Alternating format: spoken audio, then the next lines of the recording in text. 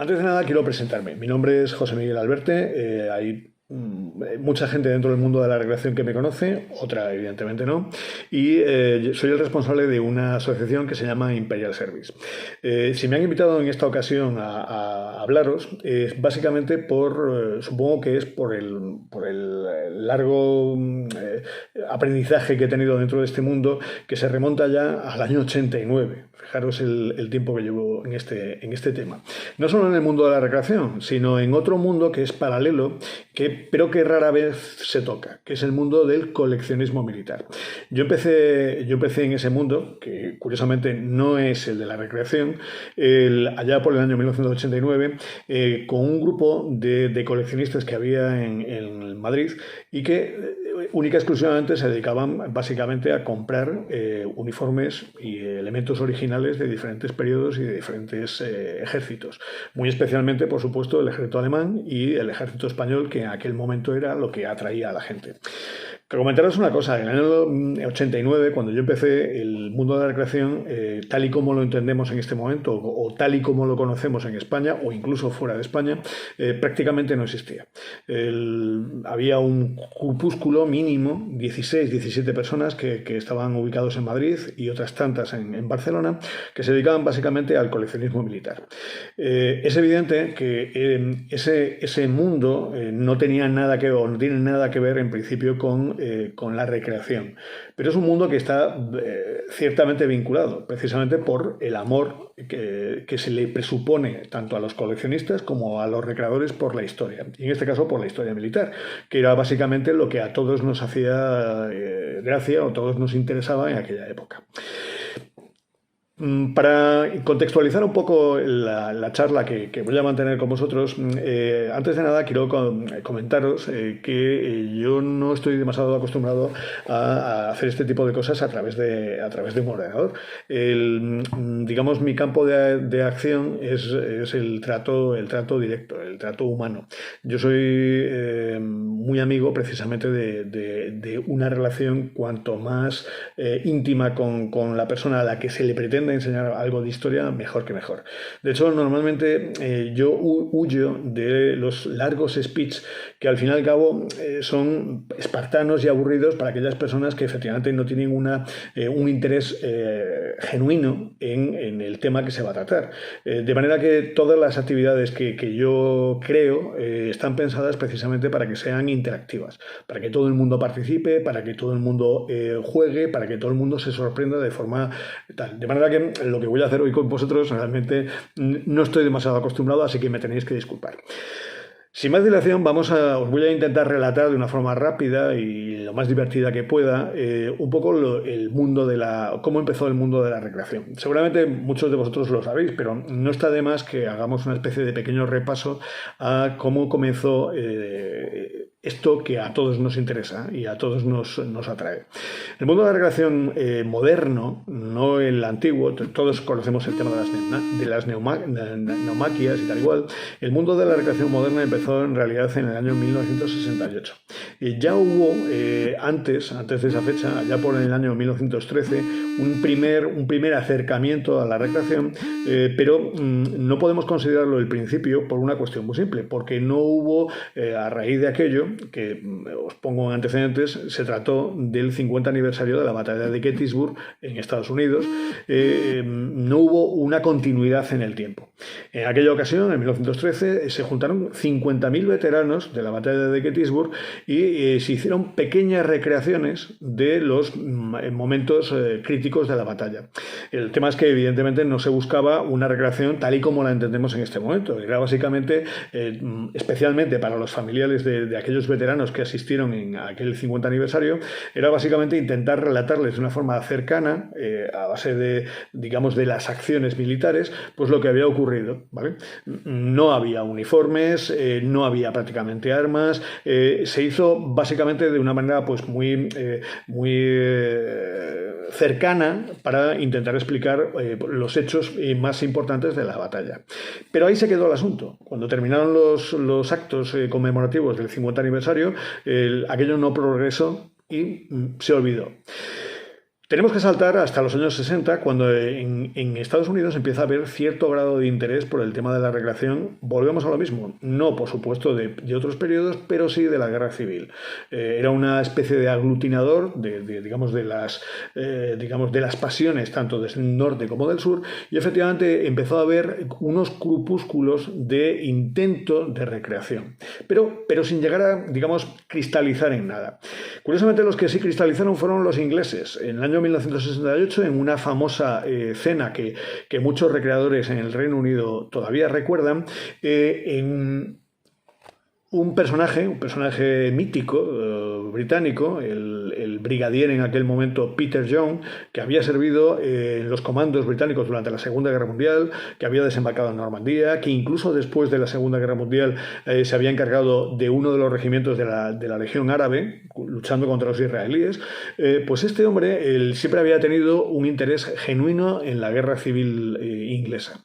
Y curiosamente, teniendo en cuenta que, digamos, la línea historiográfica de aquella época estaba muy marcada por los historiadores más proparlamentarios que por los realistas, él estaba mucho más interesado por este último, digamos, bando en la guerra civil, y consideraba que digamos, la historiografía británica casi o no lo entendía o simplemente lo había dejado en un segundo plano, cargándole de las culpas de la guerra.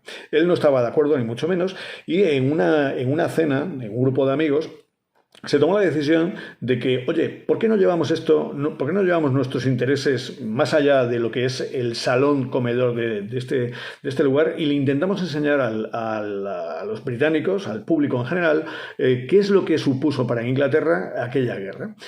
Oye, dicho y hecho, empezaron de la forma más humilde que os podéis imaginar. Claro, estamos hablando del año 68. No había vendedores ni había elementos que se pudieran utilizar del periodo del siglo XVII. Entonces empezaron de una forma, pues, que ahora nos podría parecer pues un tanto casi infantil, pero claro, hay que ponerse en el lugar. Ellos estaban abriendo un camino que luego todos hemos seguido, ¿no? Utilizaban, para que os hagáis una idea, las balas de cañón eran pelotas de tenis pintadas de negro, o el vestuario era básicamente cortinajes cosidos por ellos mismos, precisamente para que dieran la sensación de que tenían la estética del siglo XVII. Poco a poco, ellos se dieron cuenta de que lo importante en el mundo de la recreación, como todo en la vida, es tener unos buenos cimientos. La idea era buena y lo que hizo fue ir creciendo paulatinamente. Y allá por el año 1977 la cosa había proliferado de una manera magnífica, el vestuario había mejorado de forma radical, y sobre todo lo más importante es que la asociación que habían creado, que se llamó el Select Knot, se llamó y se llama, porque hoy por hoy sigue siendo la asociación de recreación, asociación única, no asociación de asociaciones como las hay también en España, sino asociación única más grande del mundo. En este momento tiene unos 4.000 afiliados, ¿vale? Que es un número simplemente increíble, ¿vale? Precisamente porque ya sabéis que uno de los grandes problemas de la asociación, del asociacionismo, especialmente en España, es la mitosis. Cuando llega a un número determinado, normalmente los grupos de recreación se expanden y se dividen, ¿vale? Rencillas personales, mil y un problemas, ¿no? Sin embargo, el Select Knot, fijaros, ha perdurado hasta este momento, tiene 4.000 miembros y aglutina un montón de unidades, tanto del ejército parlamentario como del ejército realista, que han conseguido un reconocimiento público fantástico. Os pongo un ejemplo. La reina Elizabeth II les concedió un honor especial, que es darle una evaluación real a su crest, a su escudo de armas, ¿vale? Y se le ha reconocido de una forma oficial. El fundamento de la asociación no era otro, y sigue siéndolo. Tiene dos, básicamente. Uno, dar a conocer la historia de la Guerra Civil Inglesa. Y el segundo, y no menos importante, es que precisamente ahora que están atrayendo miles y miles de personas, no solo a la propia asociación, sino también a sus recreaciones, tienen un fundamento, las mismas, tienen un fundamento también caritativo. El dinero que recogen van directamente a diferentes labores de caridad que desarrollan a lo largo de todo el año en el Reino Unido, ¿vale? Esta asociación es la que, hay que reconocer que el Selenot es posiblemente la madre del Cordero, o sea, la madre de todas las asociaciones de recreación de cualquier periodo que han venido a continuación en cualquier país, porque básicamente si hay que ponerle una fecha de inicio es en aquella cena que ya os digo que en el Reino Unido es especialmente popular y de la que mucha gente todavía habla. Es evidente que a lo largo sobre todo el principio de los 80, esto empezó a crecer cada vez más rápido. Y cuando desembarcamos al principio de los 90, ya había corpúsculos, y además ya bastante estructurados, especialmente en el Reino Unido, por el tema de la Guerra Civil Inglesa, pero también por temas napoleónicos, romanos, Segunda Guerra Mundial, había proliferado de forma significativa, y en Estados Unidos, cuya bandera, digamos, grupos más importantes de recreación eran, por supuesto, los de la Guerra de Independencia de los Estados Unidos, cuyo 200 aniversario en 1977 también fue el pistoletazo de salida para que efectivamente el tema de la recreación tuviera un primer plano en prensa, radio, televisión, etcétera, etcétera. Eso ayudó muchísimo. Y por supuesto la Guerra Civil Americana, que sigue siendo hoy por hoy, digamos, el escaparate donde todos nos gustaría estar y a todos nos gustaría mirar. Daros cuenta, para que os hagáis una idea, que las recreaciones más grandes que se siguen realizando en este momento a nivel mundial sigue siendo Gettysburg. Gettysburg, hace relativamente poco, en el 150 aniversario, ha reunido a 25.000 recreadores. Muy lejos de los 8.600 de Waterloo con el 200 aniversario, que también ha sido hace relativamente poco. Fijaros la diferencia, ¿no? 25.000 recreadores, una auténtica barbaridad, ¿no?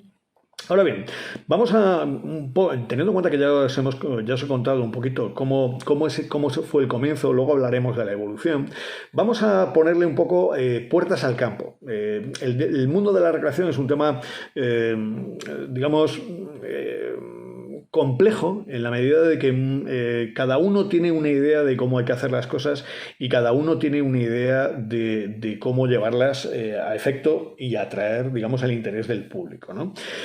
Comentaros lo siguiente. Los americanos, y vamos a utilizar el sistema americano de valoración de los recreadores que hay, ¿no?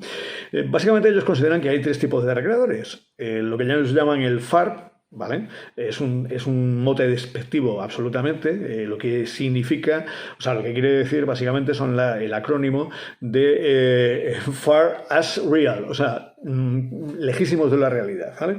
También les llaman, para que os hagáis una idea, ¿vale? Un término mucho más castizo, son los recreadores del poliéster, ¿vale?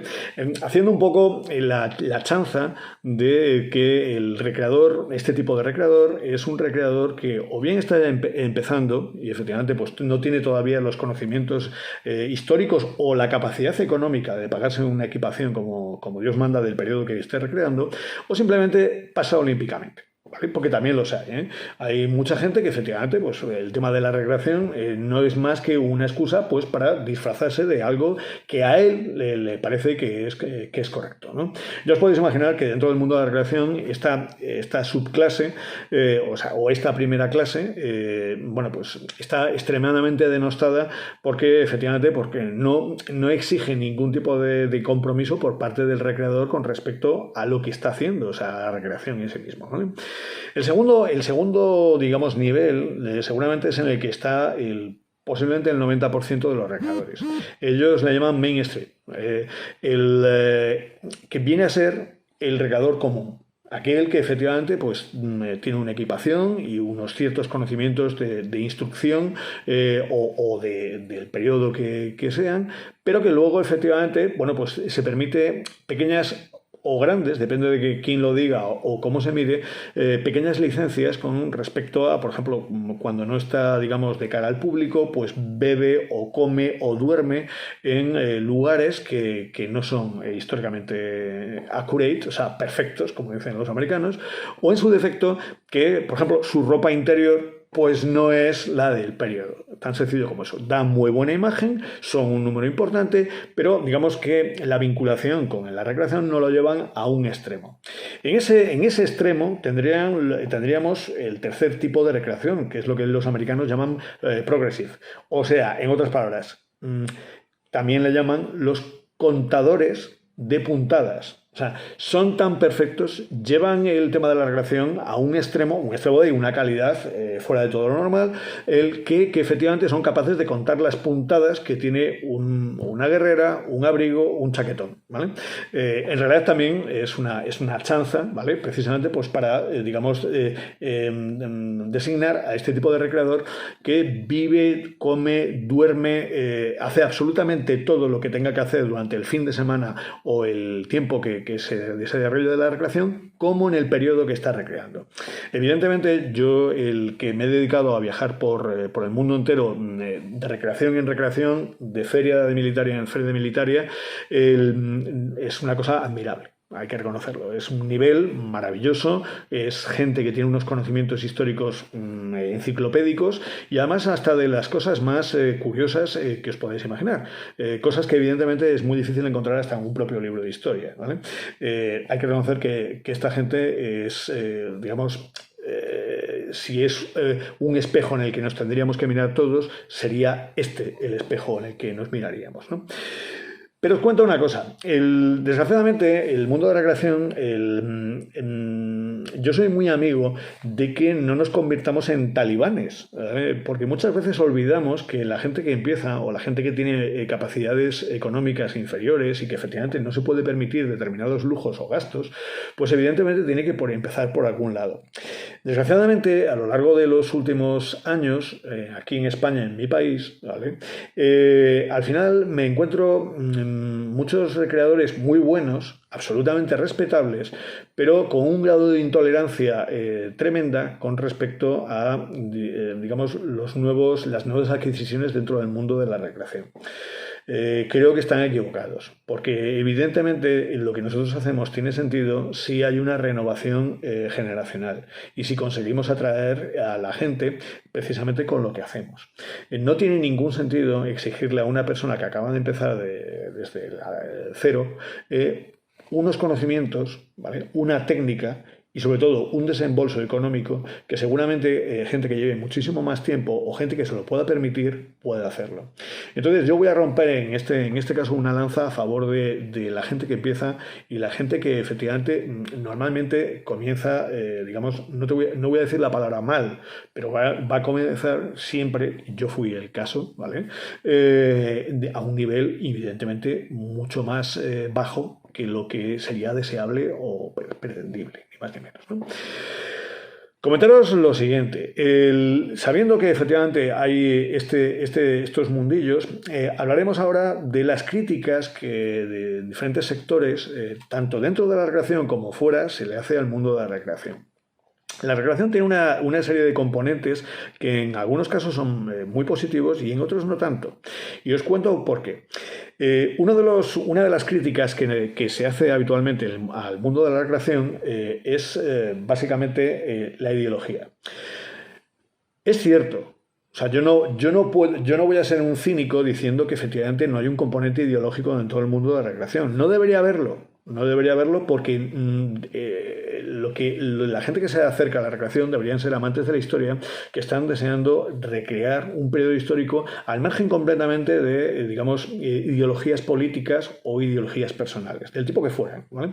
Pero desgraciadamente a lo largo de los últimos, pues ya os digo, 30 y tantos años, y no en España, a lo largo y ancho del mundo, yo he observado que desgraciadamente hay un porcentaje muy importante de personas que se acercan a la recreación no por el afán de tener conocimientos históricos o de contarle al público pues una parte de su historia o de la historia de la humanidad, ¿no? Sino por una cuestión ideológica, donde prima más, una ideología de un individuo y de un grupo donde se va a acercar, lógicamente, que cualquier otro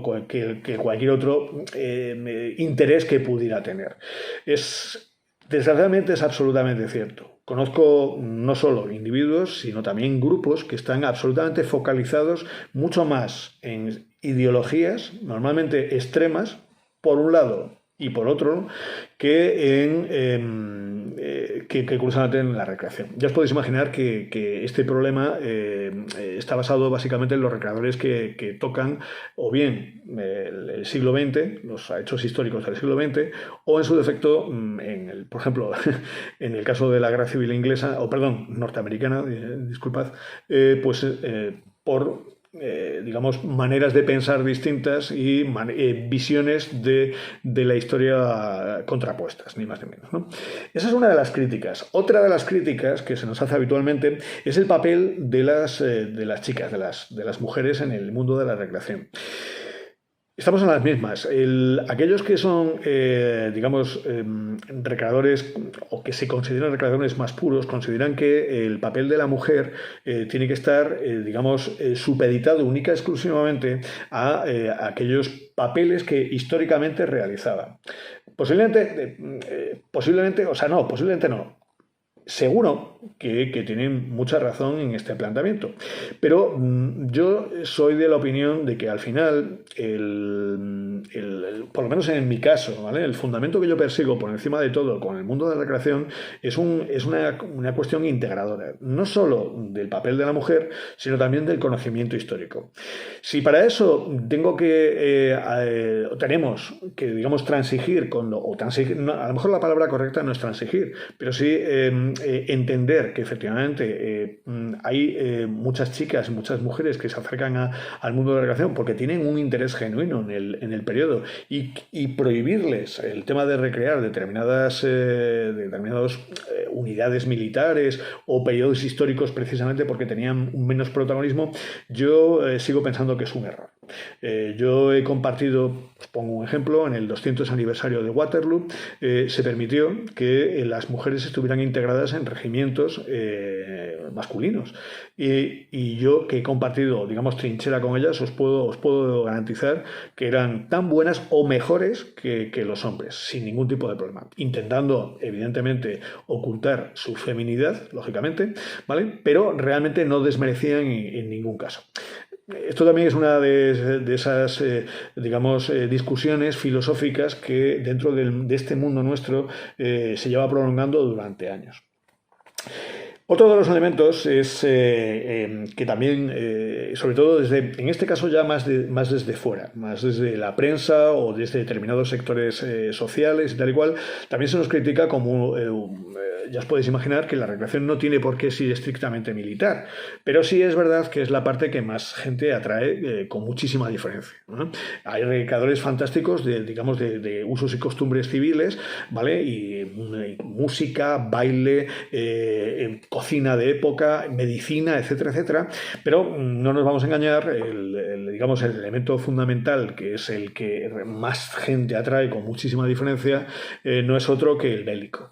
Entonces, la crítica que se nos ha hecho históricamente es precisamente esa, que nos dedicamos a ensalzar pues, hechos históricos bélicos que efectivamente, por otro lado, pues mucha gente considera que es hacer una especie de apología de la guerra que yo evidentemente no puedo compartir, ni más ni menos. Decía aquel que todo pueblo que olvida su historia está condenado a repetirlo y esto es parte de la historia. Bueno, el daros cuenta de que al final nosotros, por suerte o por desgracia, prácticamente el 100% de los eventos que se organizan a lo largo y ancho a nivel público tienen que pasar por las autoridades, digamos, civiles. Y las autorizaciones se dan desde ayuntamientos, diputaciones o incluso, ¿cómo se llama?, gobiernos de las autonomías.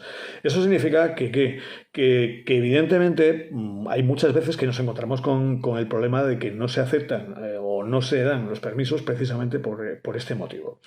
Afortunadamente, el mundo de la recreación ha salido, digamos, de un pantano oscuro, ¿vale? Precisamente para ahora ocupar, o sea, para que la gente empieza a valorarla ahora en esta década realmente el valor, digamos, de conocimiento que tiene para el público en general y sobre todo para la gente más joven, que es una manera, digamos, más cercana, más llamativa, más participativa incluso de enseñarles historia, ¿vale?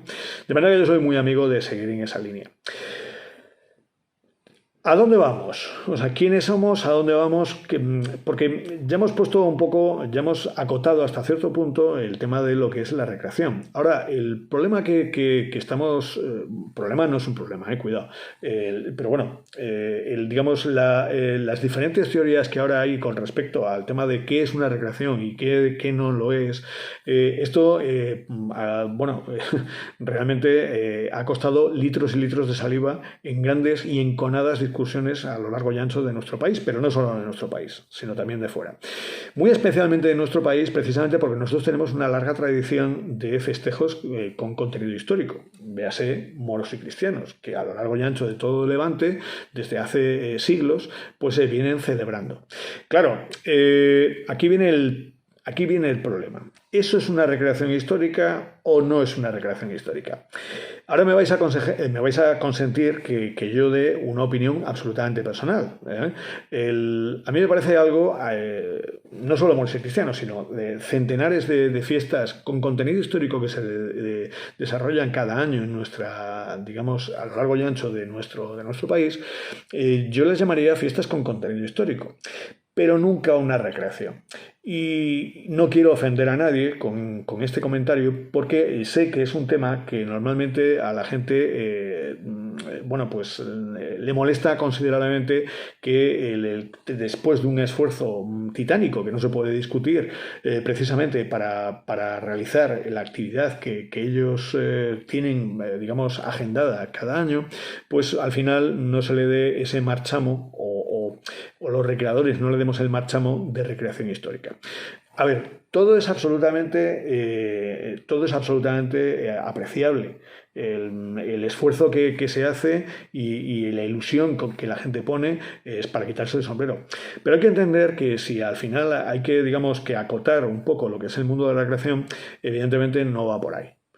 No va por ahí porque la recreación exige, o debería exigir, no en todos los casos ya sabemos que no, ya lo hemos comentado antes con el tema de los FARC y tal y cual, debería exigir digamos, un estudio, un conocimiento, un esfuerzo y sobre todo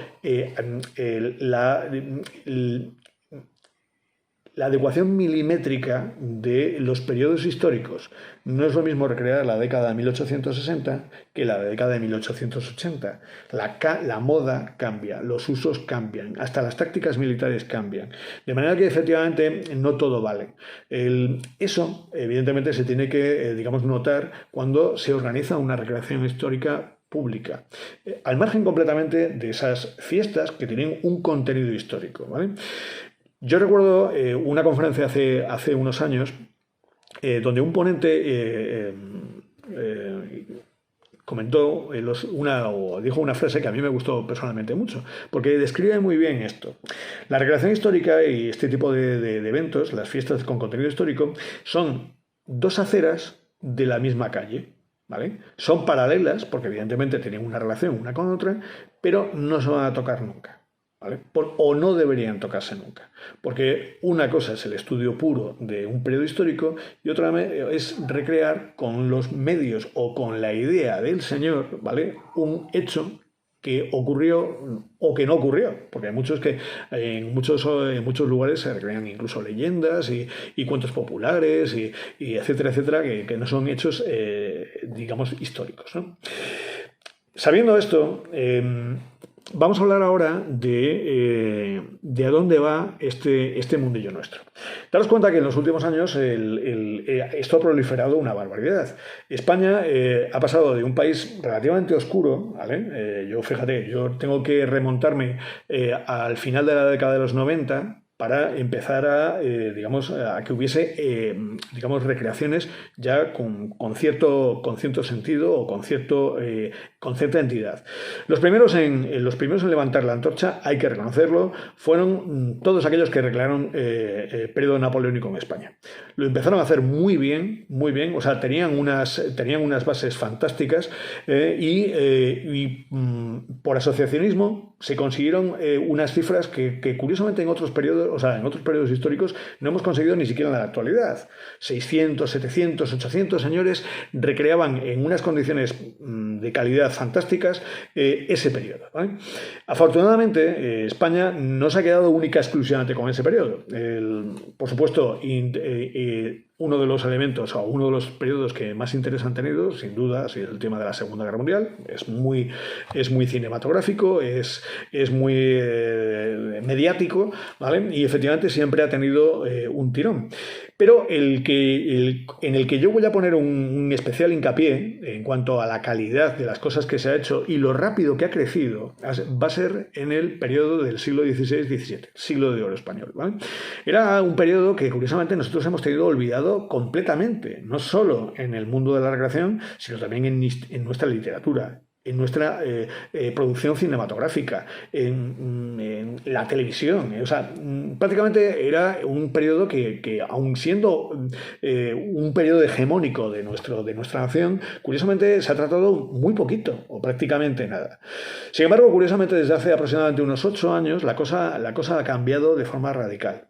Hemos pasado del 0 o del 1% al 100%. Y además a una velocidad meteórica. Y sobre todo, lo verdaderamente fantástico, y por eso nos tenemos que congratular todos, es que no solo es que hemos, ha proliferado el tema de los grupos de recreación que tocan este periodo, sino que curiosamente la calidad de los mismos está muy por encima, y tengo que reconocerlo, pero para bien, de, por ejemplo, el Reino Unido. El Reino Unido lleva, casi 40, no, más de 40 años, más de 50 años recreando Guerra Civil Inglesa, y yo que he asistido a varias de las recreaciones multitudinarias que se hacen, ¿vale? Por ejemplo, es el caso de Nantwich, ¿vale? Pues curiosamente, viendo a los recreadores desde lejos, donde se juntan 600, 700, 800 recreadores, o incluso en Naseby, que se juntan más de 5.000, ¿vale? Que es una de las recreaciones más grandes que se hace de cualquier cosa en el mundo, ¿vale? Pues hay que reconocer una cosa. Si ves a los recreadores desde lejos, te darás cuenta de que efectivamente tienen un aspecto imponente, pero tienen un poco efecto animadora. Cuando los coges en singular, ¿vale? Te das cuenta de que el nivel, la calidad del vestuario, la calidad del equipamiento, la calidad del armamento, curiosamente no está ni mucho menos al nivel que está España en este momento. Porque fijaros, en tan solo, vamos a ponerle 10 o 12 años, hemos crecido de una forma exponencial, no solo en cuanto a número de eventos, ¿vale?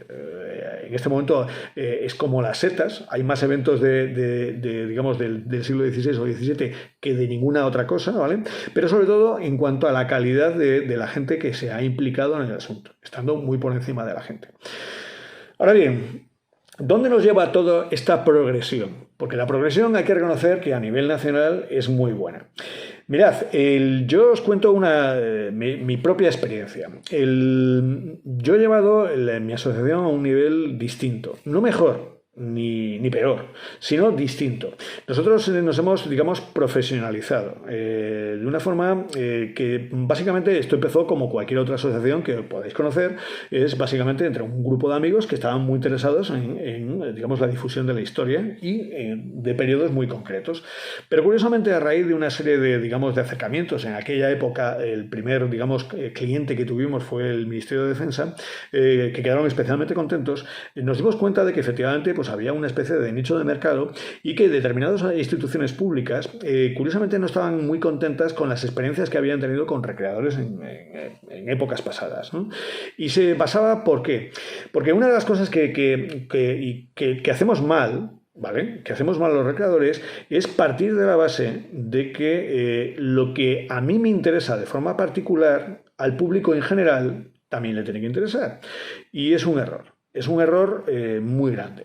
Daros cuenta de que el 90% de los eventos que se están realizando, que por supuesto tienen que tener un apoyo institucional, porque si no, no se pueden realizar, empezando por los propios permisos, ¿no? Salen del erario público, salen de cuentas o bien municipales o bien de diputaciones, o bien, como decía antes, de gobiernos autonómicos. Eso significa lo siguiente, que los recaudadores tenemos una responsabilidad para y con el público y para y con el dinero que se nos da. Se nos ayuda pues precisamente para que tengamos esos gastos de alimentación, de transporte, de pólvoras, etcétera, etcétera, ¿no? Tenemos que ser muy cuidadosos con este tipo de cosas. ¿Por qué? Porque muchas veces nos olvidamos de que nos debemos, o sea, ese dinero, muchas veces la gente piensa que el dinero público no es de nadie, y al revés, el dinero público es de todos. Y como tal, las instituciones públicas quieren que haya un feedback. Quieren que haya un retorno, ¿vale?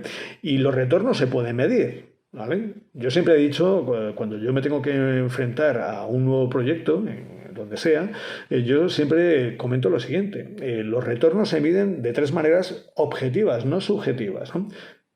Segundos de televisión, líneas de prensa y número de espectadores. Si se consiguen los 3 elementos, significa que estás haciendo las cosas relativamente bien. Si no consigues alguno de ellos, algo tiene que cambiar. Y si no consigues ninguno de los 3, pues seguramente la propia institución que digamos que ha aceptado ese año hacer la actividad que sea, pues el año siguiente no va a continuar con esa línea. Os voy a poner un ejemplo a nivel económico y del impacto que este tipo de actividades nuestras puede tener, ¿vale? Posiblemente el ejemplo más interesante de todos los que haya en este momento en Europa es el de una pequeñísima población en un extremo de Holanda, ¿vale? No es otra que Grole. Grol, ellos le llaman Grol, ¿vale? Groningen, que sería españolizando el nombre del pueblo, está en un extremo de Holanda. Tanto es así que está más pegado a Alemania que al propio país, ¿no? Bueno, pues os cuento una cosa. Hace aproximadamente unos 14, no sé si 14, vamos a ponerle 14, 15 años, ¿no? El alcalde, que era un hombre joven, se dio cuenta de que su pueblo, su pequeña ciudad, unos 7.000 habitantes, no tenía prácticamente ningún interés a nivel fuera de lo que fuera la propia región. No había turismo de ninguna clase, era una ciudad que, como todas las holandesas, había tomado la decisión, para que veáis que no es un tema única exclusivamente hispánico, ¿no? En el siglo XIX, un porcentaje muy importante de las ciudades holandesas tomó la decisión de destruir sus cascos históricos o su patrimonio histórico precisamente para dar cabida a la industrialización. De manera que es curioso que ciudades icónicas como puede ser Breda realmente tienen muy pocos elementos históricos del periodo del siglo XVI o del XVII. Y eso no era una cuestión de Breda, era una cuestión nacional. De manera que Groll tenía el mismo problema que tenían el resto de las poblaciones, que es que básicamente tenía poco interés para nadie que no fuera de allí. De manera que este hombre tuvo que aplicar el sentido común. Y sobre todo tener la voluntad de hacer las cosas. ¿Y cómo lo hizo? Bueno, pues lo hizo de la siguiente manera. Él se dio cuenta, mirando las efemérides históricas de su propia población, de que allá al comienzo del siglo XVII, la ciudad estaba controlada por las tropas del ejército español y que el ejército holandés le puso asedio a la misma. Pero claro, es que no quedaba nada histórico de aquel periodo.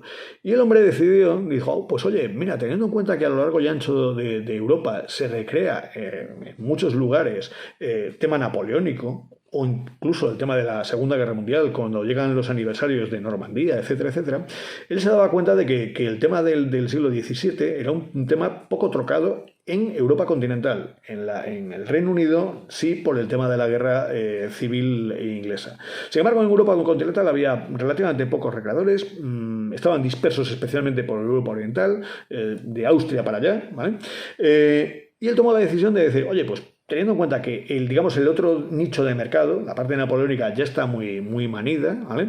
Pues yo voy a hacer una recreación que toque el siglo XVII, ¿vale? Pero el problema es que no tenía nada. Pues lo que hizo el hombre fue meter una retroexcavadora y crear, con una perfección histórica milimétrica, un sistema de trincheras del periodo, ¿vale? Y efectivamente convocó a una serie de grupos de aquel primer año que, para que os hagáis una idea, tuvieron que viajar de punta a punta de Europa precisamente para recrear ese periodo que prácticamente nadie hacía a lo largo del continente, ¿no? Bueno, pues aquel primer año fueron 200 recreadores, ¿vale? Y digamos, A nivel de público, básicamente, pues a lo mejor la mitad de los habitantes de Grol, ¿vale? Pero lo que ocurrió fue lo siguiente, y esto es importante que lo entendáis porque esto es en el mundo, digamos, tecnológico o de la difusión de redes sociales que tenemos en la actualidad. Él se dio cuenta de que esas primeras fotos, esos primeros vídeos, precisamente por la exclusividad de lo que había creado él, en otras palabras, algo que no se reproducía en ningún otro lugar de Europa, eso tenía un tirón, lógicamente. Era, digamos, algo casi, no te digo único, porque algo se hacía en otros lugares, pero a un nivel muy pequeño, pero prácticamente único, ¿vale? ¿Qué es lo que hizo? Pues de una forma muy civilina expandió las fotografías a través de las redes sociales. Y automáticamente todo el mundo que se dedicaba a estos periodos o a la recreación histórica en general empezó a valorar lo que se había hecho allí, precisamente por la perfección histórica, por el lugar, por el enclave que era fantástico, por el sistema de trincheras, por el sistema de combate, etcétera, etcétera. Pues todo el mundo empezó a preguntar dónde era eso. Y era Grol. El alcalde, digamos, emocionado por el en principio, éxito limitado, pero viendo que efectivamente aquello tenía un recorrido, lo que hizo fue convocar 2 años después el siguiente Grol. Oye, pues el siguiente, pasamos de los 200 y pico recreadores del primer año a 600. Pero lo bueno del asunto no fue ya solo el tema de los 600, es que ya consiguió tener unas cifras de entre 10 y 12.000 visitantes para ese fin de semana para la ciudad. 2 años después, esos 600 se convirtieron en más de 800. ¿Vale? O sea, era todo exponencial. Y estábamos ya hablando de casi 20.000 visitantes a la ciudad. En la última edición han tenido que cortar porque ya no hay capacidad. Claro, Groli no es una gran ciudad, es un pequeño pueblo. No tiene capacidad precisamente para albergar ni siquiera en tiendas de campaña a tanta gente. Han tenido que cortar en 1.600 recreadores y más de 50.000 visitantes. Eso significa que un proyecto de estas características tiene si se hace bien desde el primer momento, tiene una pegada económica, tiene una pegada social muy importante, siempre y cuando se haga bien desde el primer momento. Desgraciadamente aquí estamos en España, estamos acostumbrados a los eventos que se crean y se descrean, o sea, desaparecen. Y es una pena, porque yo soy de la opinión, y de hecho me dedico a eso, de que efectivamente si hay un mantenimiento, si las cosas se hacen bien desde el primer momento, si creas algo que sea exclusivo, no intentes repetir lo que hace todo el mundo, ese es un error también, ¿vale? Si creas algo que sea verdaderamente único, estás llevado básicamente a triunfar. Desde el punto de vista institucional, vuelvo a repetir, no desde el punto de vista del recreador. Al recreador le interesa ese triunfo, por una cuestión muy simple, porque a nosotros lo que nos interesa es básicamente a lo largo de todo el año tener una colección de actividades que nos toquen el corazón y que justifique que recorramos España o incluso Europa precisamente para venir a disfrutar de esos días, porque estamos haciendo una recreación que realmente nos llama la atención y que está bien hecha, ¿no? Claro, fijaros, os pongo un ejemplo de Castilla-León. En Castilla-León creo que tiene, no sé si son 52 o 54 eventos de corte histórico. El problema es que estos eventos aparecen y desaparecen como setas. O sea, en el momento en que efectivamente no creces, ¿vale? Y esto es válido para, por ejemplo, el coleccionismo, del que yo también soy parte, en el momento que no creces como coleccionista, o sea, no metes nuevas piezas en la colección, está abocada la colección a desaparecer, porque vas perdiendo el interés en las cosas, ¿no? Pues esto es lo mismo. Si tú empiezas con unos principios equivocados, ¿vale? Y sobre todo con un interés por parte, o sea, siendo especialmente transigente con la gente, no, sobre todo a nivel público en cuanto a los habitantes de la población o del pueblo, te vas a encontrar con que tu evento normalmente tiene los días contados, salvo que sea algo muy excepcional. Yo soy muy amigo precisamente de crear eventos únicos que sean significativos, que atraigan a gente y sobre todo que tengan una duración en el tiempo. La duración, o mejor dicho, la repetición del evento es simplemente el éxito. Siempre es exponencial. Si haces las cosas bien desde el principio, conseguirás unos resultados como Grole, 200, 600, 800, etcétera, etcétera. El cielo es el límite. Daros cuenta que nuestro mundillo, el mundo de la recreación, es un mundillo que realmente podría tener una validez fantástica a nivel de difusión cultural. Podría, y digo podría en vez de decir tiene, por una cuestión muy simple, porque eso nos exige a todos los que estamos detrás digamos, de la recreación, hacer un sobreesfuerzo. Un esfuerzo primero para estudiar. Y además la palabra es estudiar. No te digo clavar codos, pero sí para informarnos, leer, tener criterio, etcétera, etcétera.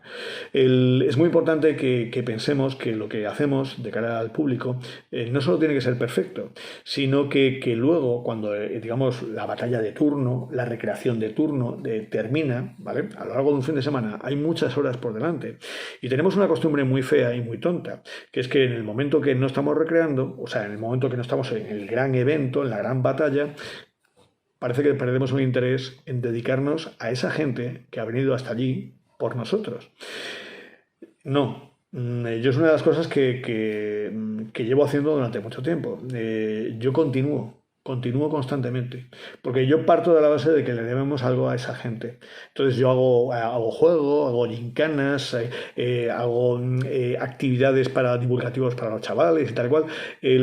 No soy el único, cuidado, hay mucha gente que lo hace exactamente igual, pero desgraciadamente yo reivindico que esto no sea una cuestión de unos pocos, sino que sea la inmensa mayoría, donde se juntan 300, 400 recreadores. Deberíamos ser prácticamente todos muy conscientes de que efectivamente esa gente y esa administración pública confía en nosotros precisamente para este tema.